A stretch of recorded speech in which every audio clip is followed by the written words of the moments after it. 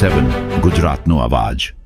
નમસ્કાર દર્શક મિત્રો, i7 ન્યૂઝ ગુજરાતીની સાથે હું છું આપની સાથે પાયલ બામભણિયા। તો જોઈએ આજના મહત્વના સમાચાર। દાહોદમાં માર્ગ અને મકાન વિભાગ સ્ટેટ દ્વારા વરસાદથી અસરગ્રસ્ત રસ્તાઓની ઇકોફિક્સ મટીરીયલથી પેચવર્ક અને રસ્તા ઉપર ભરાયેલ પાણીના નિકાલની કામગીરી કરાઈ। મળતી માહિતી મુજબ દાહોદ જિલ્લામાં વરસાદથી અસરગ્રસ્ત દાહોદ જેસાવાડા રોડ અને લીમખેડા ખાતે રસ્તા ઉપર ભરાયેલા પાણી નિકાલની કામગીરી અને ઇકોફિક્સ મટીરીયલથી પેચવર્કની કામગીરી અને માર્ગ અને મકાન વિભાગ સ્ટેટ દાહોદ કામગીરી શરૂ કરવામાં આવી છે।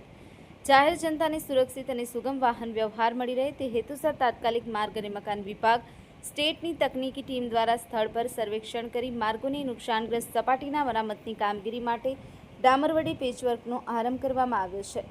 મશીનરી અને માનવ શક્તિના સંકલિત ઉપયોગ થકી આ કામગીરી ઝડપથી પૂર્ણ થાય એ રીતે યુદ્ધના ધોરણે કામગીરી ચાલી રહી છે। Bureau chief Kalubhai Damor, i7 news Gujarati, Dahod.